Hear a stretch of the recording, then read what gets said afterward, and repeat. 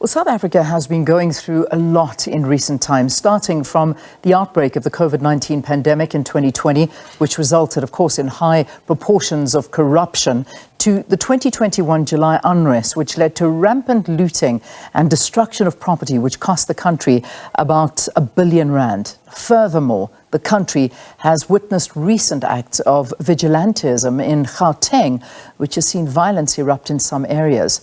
Archbishop Dr Thabo Makgoba, who of the South African Anglican Church, joins us now to talk about a couple of the issues that are surrounding South Africa at the moment. Archbishop, always a pleasure to have you. Thank you very, very much for joining us.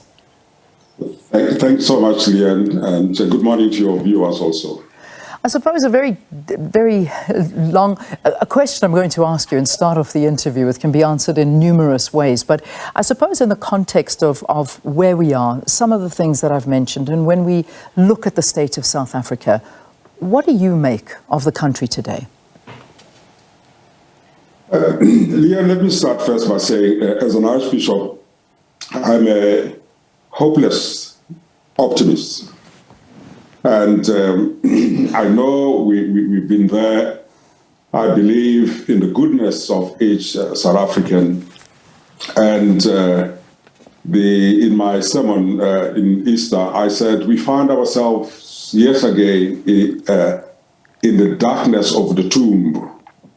And we know that within each one of us, within every institution in the country, there is a spark of light. And if we can reignite that light, we will actually phase away and burn, so to speak, hold the corrupt feet to the fire and reignite a sense of goodness yet again within the country. Mm. And that's, I suppose, what is missing at the end of the day is that act. I mean, there are many people doing acts of kindness and they're doing so much good. But sometimes it's just that we are overwhelmed by the negativity that we're faced with every single day. And that's a problem because this results in events where people start taking the law into their own hands by killing each other. I mean, meanwhile, it's said in Diepsloot that squatter camps are so congested that the police cannot even get through those areas. And it's also likely to be the case in many, many areas too. What is your analysis of this happening as well? That the dignity of South Africans, the way in which people are being made to live, almost takes away that from so many people. Leanne, you're correct. It is so easy to feel overwhelmed because the situation is overwhelming.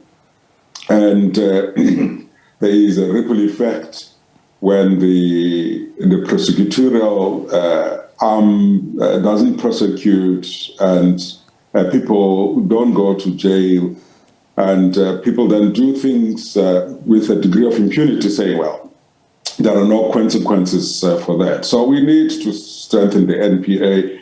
We need to ensure that when people are arrested, they are properly rehabilitated and we don't have criminality in our jails.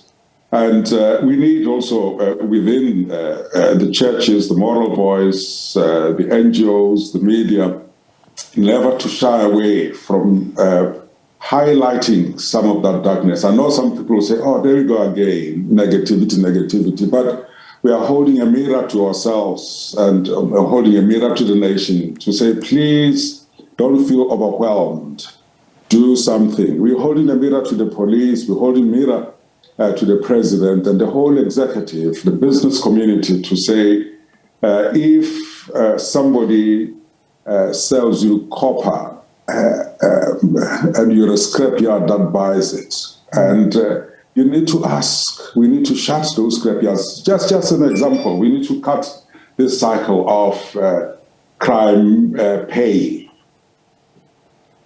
And, you know, the thing is that when we talk about these kind of issues, we need leadership, because leadership is that something that, you know, at the end of the day, you can trust the leadership to do the right thing. However, this is another very big issue. I mean, we're seeing leaders that are being appointed. I mean, we will just give just one example when we talk about what's happened in KwaZulu-Natal. Zandile Gumede also awaiting trial on different issues that's all related to corruption. We see just so many fallen leaders that should be held accountable for what they're doing, but instead they get elevated to higher positions. And this is a big worry, is that of accountability and that of leadership. It doesn't seem that those two words go in the same sentence, but perhaps you can deal with the issue of leadership in South Africa. Leon, you're right.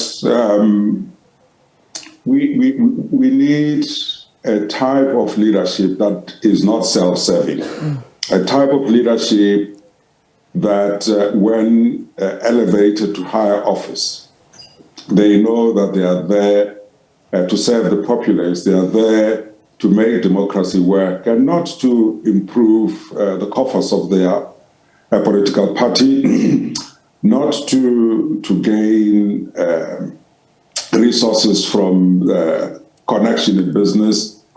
And when a leader has been identified as corrupt and is facing the law, I think it is only right for that leader and the organization of that leader, you've mentioned Ms. Gumede, to really take the provision of step aside quite seriously until they are cleared. Otherwise, we, the electorate, are really being taken for granted. But I want to take also leadership from a different view, and leadership by us, the people of South Africa. We have relegated our gift of leadership and our agency to the Archbishop, for example, in the church, to the political leader in politics, to a political party in politics, to the CEO in business.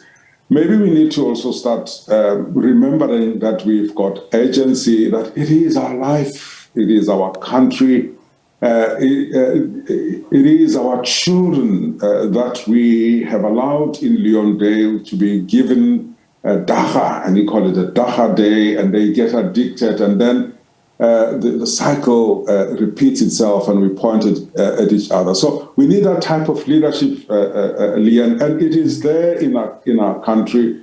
But so far, the noisiest, the scallum in Afrikaans, are the ones that get elevated, and we need to point them for who they are as South Africans. You know, I mean, one has to almost look at and think very deep down that the sins and the actions of a corrupt government is what the people of South Africa, unfortunately, are dealing with and on a daily basis. I mean, now we look at what's happening in eThekwini, and even it's already emerging that eThekwini council members were trying to hijack donations meant for the rescuers, looking for the dead and the destitute. And then we get reports of the Premier's getting water tankers sent to his house. And this is just the beginning, whereas, we as SABC News have been out on the ground looking at the desperation that people are facing right now to just get something, to have a shelter over their head,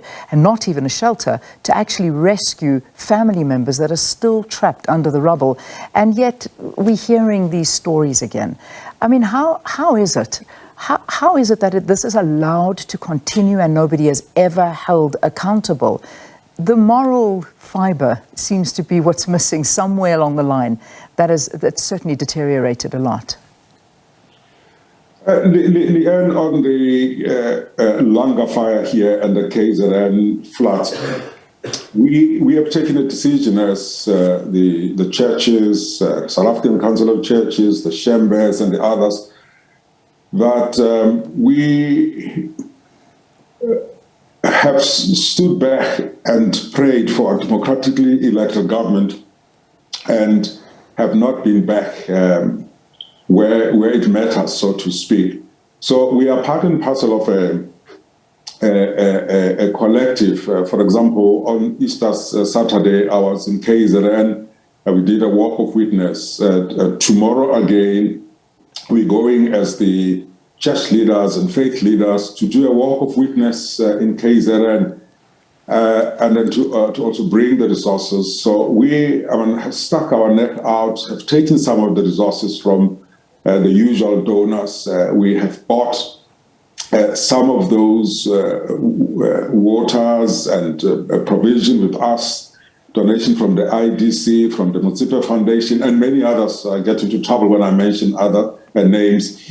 But we have realized that it is easier for us to stay in our temples, churches, and shuls and mosques and criticize. We said, let us see if we can set a proper moral code, accountability, and using the resources that we've received for those that need it. And we will, hopefully, by our walk of witness, be that presence that says, no, you can't steal water when others don't have water and are desperate.